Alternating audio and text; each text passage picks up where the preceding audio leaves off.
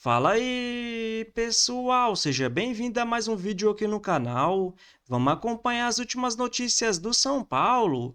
E após essa eliminação na Libertadores, o tricolor volta a campo na segunda-feira, agora jogando em casa contra o Ceará pelo Campeonato Brasileiro. Então vamos ver essas últimas notícias e em breve eu estou de volta para comentar. Então, sem mais enrolação, vamos pro vídeo. Eu não sei qual foi o pior.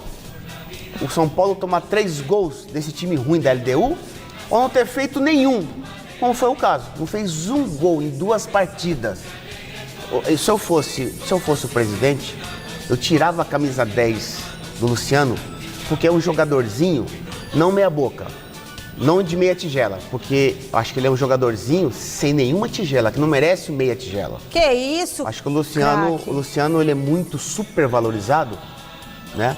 E é um jogador muito mediano. Diante de 60 mil torcedores, ele perde 3 gols na cara do goleiro. Indecisão, não pode perder. Por isso que o São Paulo saiu da Libertadores. E agora, Michele, tem que correr atrás para conseguir... Conseguir o quê? Uma vaga na Libertadores. E olhe lá, porque o Campeonato Brasileiro, você sabe, tá que difícil. É muito mais difícil que Libertadores. Agora, pera um pouquinho, sobe esse som. Não, com todo respeito, né? Pachecão, tira. Pachecão. É o hino da LDU esse Pachecão, aí, Pacheco? Até o hino é feio. O hino da LDU, Até o hino é ruim. Pacheco. Olha, quadrilha, olha lá, olha a quadrilha. Ó. Aí não, hein? Não, gente, não vamos não. Não vamos não. dá, Ô, Michele, mas... Agora abaixa, Pachecão, tá bom. Marcelo, só antes de terminar, só para terminar mesmo, eu queria dizer o seguinte, também eu coloco na conta do treinador, que é um bom treinador, tá fazendo um bom trabalho no Campeonato Brasileiro, Crespo. O Crespo errou? Por quê? Porque a LDU entrou sem ninguém na frente. Aquele atacante que fica parado no meio da zaga, não tinha. Então ele entrou com 3 zagueiros e 2 volantes. Pra quê? Precisava vencer o jogo. O adversário vem todo recuado para jogar Segurar, no erro do São Paulo. Pra que você entra com 3 zagueiros? Não precisa. Tinha que estar mais arrojado. É Não, isso, com Basílio? 2 zagueiros, um volante e olhe lá. Quer dizer, então acho que os erros foram coletivos nesse ponto, né? Lógico, o erro do Bobadilha foi individual, porque ele dá uma bobeada ali, o jogador dele não tem nada a ver com isso, toma a frente dele e acaba fazendo o gol da vitória. Então acho que o São Paulo, que tem mais de 10 estrangeiros no elenco, a gente tem que rever isso, porque são 10 estrangeiros como tem o Flamengo? Não. Então acho que o São Paulo hoje, o torcedor está decepcionado como eu e o Bacégio, porque a torcida tricolor lotou o Morumbi, Michele. E o São Paulo hoje sempre teve muita torcida. Hoje é muita torcida para pouco time. O Baségio também estava no jogo. Eu quero saber se, na sua opinião, Baségio, também foi um vexame. E também tem uma questão, né? O São Paulo tem uma multidão de jogadores no departamento médico. Acho que estão 6 no departamento médico. Queria que você comentasse tudo que você viu lá em campo e a sua análise, Baségio. Não tem como a gente dizer que não foi um vexame por toda a festa que o torcedor fez antes e durante a partida. Foi realmente uma multidão. O estádio do Morumbi ontem estava muito bonito e os jogadores não conseguiram corresponder à altura, né? A gente pode questionar algumas escolhas do Crespo, como o Miller falou, do esquema com 3 zagueiros, ou o Rigoni como ala direita, que destoou do restante do time, muitas falhas individuais e também tanto na defesa quanto no ataque, Luciano perdendo gols a rodo. Então eu acho que a responsabilidade do treinador é fazer com que o time crie, produza, tenha volume de jogo, domine o adversário, e isso o São Paulo fez. Agora, se o jogador não consegue empurrar a bola para o fundo das redes, aí eu acredito que já não é culpa do treinador. Não é do Crespo. É o jogador que resolve dentro de campo, não tem jeito. Mas ele não tinha que ter treinado, sei lá, finalização? Agora eu questiono. Cada jogo é um jogo. Será que não era preciso se adaptar ao que o jogo pedia e mudar o esquema? Isso. Porque há quem defenda que para o jogador de futebol o melhor é o mesmo esquema sendo repetido vez após vez, que os jogadores já sabem mais ou menos como funciona o time. Mas, Bacégio, era uma decisão, um jogo diferente. Porque o São Paulo já entrou perdendo de 2 a 0. Tinha que fazer 3. Vai. Exatamente. A LDU não se expondo e apostando no contra-ataque, qual a necessidade de você ter 3 Foi zagueiros? covarde, então. Tipo, você acabou entrando covarde em campo. Tinha que ter entrado mais Outra pra coisa, frente. Michele, outra coisa. A gente vai analisar as substituições. Outra coisa, o São Paulo fez Ah. o lance do gol, Ah. se você reparar, só tinha um Bobadilha lá atrás. O do Medina ali, do gol do Só Medina? tinha o Bobadilha lá atrás. Quer dizer, uma coisa é a necessidade. É. Outra coisa é o desespero em querer fazer o gol de qualquer jeito. Foi o que aconteceu, olha só, um contra-ataque, olha só o Bobadilha lá. Só um jogador da LDU. Ele ganha a jogada e acaba fazendo o gol. E agora- É um time o quê? Foi um time, o São Paulo foi para uma jogada de escanteio normal. Foi pro escanteio, todo mundo, como um time mundo. de índio. Bom, deixa eu só falar. Parabéns pro Thiago Nunes, né? Técnico da LDU brasileiro. E Thiago Nunes, com é ele. esse time, Michel, da LDU, Não. vai pegar o Palmeiras. O Palmeiras vai golear lá e aqui. Então vamos ver. Bom, Tomara, é isso aí. Tem que vingar o São Paulo. Teve muita vaia para a diretoria do São Paulo, mais precisamente para o Júlio Casares. Até teve pichação lá nos arredores do Morumbi, um fora Casares, fora Belmonte e tal. O que me chama a atenção, Vessa, você que é um homem de arquibancada, que é muito raro num jogo em que teve uma falha ou algumas falhas tão claras de algumas figuras específicas. Então o Luciano perde o gol na linha, o Bobadilha entrega um gol, e aí você pegar no outro jogo o Ferrarese O Crespo coloca o Rigoni de ala. o Crespo coloca, sabe, muito calcada em movimentos que alguém especificamente fez. E esses caras, claro, teve uma vaia ou outra ali, algum ou outro, em certo momento, mas a vaia mesmo foi direcionada, o xingamento, mais precisamente falando, foi direcionada pro Casares, né? Vale lembrar outro dia, estamos falando do Abel Ferreira. O Abel Ferreira foi xingado nominalmente dentro do Allianz. Tem antes do Arnaldo explicar bem isso, mas tem um cenário que tá muito espaçada as fases. Então acontece muita coisa num clube entre o Atlético Nacional e a LDU. Sim. Porque veio o Datafif, então você vendeu o jogador. Isso. Tem muita coisa. Então, antigamente eu acho que era mais rápido, uma coisa para outra. E a sensação é de que quase de continuidade. Demora tanto, por exemplo, agora a semifinal vai demorar um mês. Cara, muita coisa que pode acontecer em um mês. Um time do brasileiro despencar, um técnico brigar com alguém. Então, acho que pode ser um pouco isso, né? O torcedor, nesse um mês, foi meio bombardeado de algumas más notícias. A diretoria foi meio machucando ele Isso, aos pouquinhos.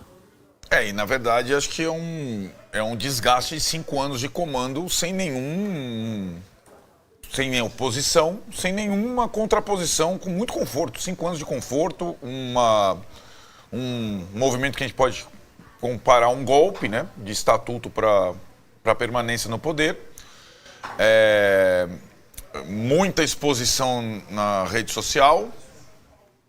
E a gente falava aqui, era simples de perceber. A pior coisa para o Casares seria a saída do Zubeldia, né? Porque quem canalizava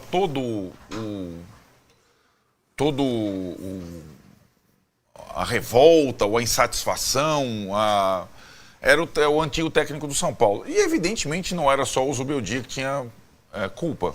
Só para ressaltar, é o que o Massini falou, não é para comparar trabalho de um e de outro. O último jogo do Zubeldia contra o Vasco, pelo Brasileiro, foi mais ou menos a mesma coisa que esse jogo São Paulo ele deu. Era um time completamente bagunçado, destruído, acabado, etc. E o Crespo conseguiu no Brasileiro reabilitar o São Paulo minimamente, né? Eu não estou falando, mas, diferentemente do Zubeldia, o Crespo não é alvo de nada ainda. E quando sai o Zubeldia, quem vai ser alvo? Sim. Júlio Casares, né? E na verdade, né? E aí tá, vamos lá, vamos só para quem estava no estádio. A manifestação foi da torcida não organizada, né, do estádio todo, fora a torcida organizada. A torcida organizada tem, ou as torcidas organizadas têm conchavos com o presidente, tem benefícios do presidente e tal, como acontece em vários clubes do Brasil. É também, sim, mas a torcida organizada do São Paulo foi a mesma que fez a recepção nos 2 jogos da Libertadores recentes, que incentivou o time inteiro, que não xingou nenhum jogador, que não xingou nenhum treinador, etc. e tal. Então, a torcida organizada de São Paulo também ela não jogou contra em nenhum momento, né? Só para fazer essa Contra o time, jamais. ressalva. Agora, acho importante vir esse clamor do torcedor que está se sentindo sacaneado, como disse o Vessone. Só que para o Casares é um ano complexo e que ele não ia passar ileso essas coisas, porque é um ano em que o governante tem que tomar medidas impopulares, né? Ele se propôs a isso. Ele é o contrário, e acho que ele está correto. Vou fazer o elogio. Ele está correto. A pior coisa que pode acontecer para o São Paulo é o que está acontecendo com o Corinthians hoje. Não é o Palmeiras. O São Paulo está muito longe do Palmeiras, ele está mais perto do Corinthians. Ele só está perto do Palmeiras geograficamente. O que está acontecendo hoje com o Corinthians pode acontecer com o São Paulo amanhã. Foi o Casares, tardiamente, que optou pelo lado Do apertar os cintos. do apertar os cintos. Porque não dá para fazer futebol ou para ter um dia de paz se você tem uma transferban todo dia. O Vessone falou ontem, putz, eu não sei quantas contas o cara pagou. Isso não dá. Isso é aproximar o clube da falência. Isso eu não quero. Isso não está em jogo. Então, nesse aspecto, é um ano importante. Que seja impopular. Que fale, eu tenho que vender, eu não vou contratar ninguém. O meu time é esse aí. O torcedor entende. Agora, ele tem que se comunicar claramente, o que ele nunca fez. Então, ele está pagando por essa administração sem conflitos, por não dar notícia ruim, por não esclarecer e tudo mais. Há outra coisa importante que está rolando no momento e que não tem ligação direta com o plano de contenção financeira, é o plano de parceria para a base. Essa é uma questão, e essas manifestações, essa situação toda, ela dificulta a aprovação desse plano que o Casares e seu grupo tanto querem. Isso é uma outra coisa, a venda de 30% da base, que não implica só no mandato do Casares, ela vai além, né? E é uma situação que eu acho que precisa ser muito, mas muito, muito bem analisada antes de uma eventual aprovação. A questão, o que vem por aí?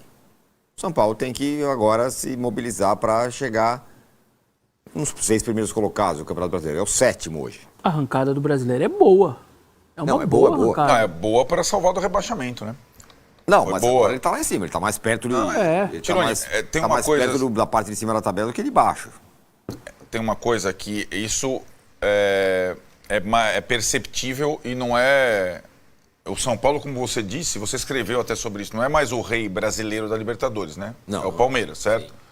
Agora, o São Paulo é tradicionalmente, até porque agora o papel dele é o clube brasileiro que mais sente eliminação em Libertadores, mas disparado, sempre foi assim.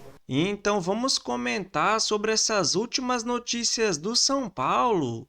E após mais uma eliminação, agora na Libertadores, o São Paulo busca uma vaga na próxima via Brasileirão e já entra em campo nessa segunda-feira, jogando em casa contra o Ceará. Um jogo muito importante para o São Paulo ganhar os 3 pontos e continuar subindo na tabela. Não pode abaixar a cabeça, precisa continuar focado. E eu já vejo alguns torcedores e alguns comentaristas questionando o trabalho do Hernan Crespo, comparando com o Zubeldia. Calma aí também, né, galera? Até porque o São Paulo estava à beira do Z4 com o Zubeldia e agora já aparece em 7º com o Hernan Crespo. Aí alguns podem falar, mas na Libertadores o Zubeldia estava invicto, que não sei o quê, mas era a primeira fase. Quem garante que se ele tivesse continuado, também não tinha sido eliminado, como foi no ano passado? Agora quem tem que ser muito questionado pela torcida é o presidente, que só nessa gestão praticamente dobrou a dívida do clube. E o São Paulo precisa fazer alguma coisa, né, galera? Precisa baixar sua folha de pagamento, que já se aproxima de 30 milhões de reais por mês, trazendo jogadores veteranos que só vivem machucado. Então, na minha visão, tem que parar de trazer jogadores como o Oscar, o Wendel, Cedric, Luiz Gustavo, que só tem nome, e investir mais na base. Olha o William Gomes que o São Paulo vendeu, olha o Henrique Carmo, olha o Matheus Alves, muito abaixo do mercado. Nos últimos 5 jogos, o William Gomes marcou 3 gols pelo Porto. Esse sim poderia ter ajudado o São Paulo, não esses jogadores mais velhos que só fica machucado. Então tem que ser uma lição para o próximo ano. Nós torcedores também tem que parar, né, galera? Quando aparece algum jogador com nome mais velho, a torcida já fica louca. Vem pro São Paulo, vem pro São Paulo. Isso precisa mudar. Olha o Oscar, ganha mais de 2,5 milhões por mês. E quem está jogando no momento é o Rodriguinho, que ganha 45 mil. Olha a diferença. E já que o São Paulo precisa buscar uma vaga na próxima Libertadores, via Brasileirão, vamos ver como é que está a classificação no momento. Mesmo com um jogo a menos, o Flamengo lidera com 51 pontos. Em segundo aparece o Cruzeiro com 50. Em terceiro, e com 2 jogos a menos, o Palmeiras com 49. Em quarto, o Mirassol com 42. Que campanha vem fazendo o Mirassol? Em quinto, o Botafogo com 40. Em sexto, o Bahia com 37. Em sétimo, São Paulo com 35. Em oitavo, o Fluminense. Em nono, o Bragantino, os dois com 31 pontos. Em décimo, o Corinthians. Em 11º, o Grêmio, os dois com 29 pontos. Em 12º, o Ceará com 28. Em 13º, o Vasco da Gama. Em 14º, o Internacional, os dois com 27 pontos. Em 15º, o Santos com 26. Em 16º, o Atlético Mineiro com 25. E abrindo a zona de rebaixamento, em 17º, o Vitória com 22 pontos. Em 18º, Juventude com 21. Em 19º, Fortaleza com 18. Em último lugar, o Sport com apenas 14 pontos. E após essa eliminação na Libertadores, o que resta no ano para o São Paulo é 14 jogos pelo Campeonato Brasileiro. E após essa partida de segunda-feira, em casa contra o Ceará, o São Paulo volta a campo no dia 2, jogando fora de casa contra o Fortaleza. No dia 5, tem um clássico pela frente, joga em casa contra o Palmeiras. No dia 15, joga fora de casa contra o Grêmio. No dia 19, fora de casa contra o Mirassol. E no dia 26, em casa contra o Bahia. Então essa é a sequência do São Paulo nos próximos dias. Por isso que eu sempre discordei de alguns comentaristas que sempre falavam: o São Paulo precisa abrir mão da Copa do Brasil, não tem elenco para disputar 3 competições, que não sei o quê. Mas olha agora, resta apenas o Campeonato Brasileiro, que o São Paulo não tem chance de ser o campeão. Então se você curtiu o vídeo, deixa seu like, se inscreva no canal e até a próxima!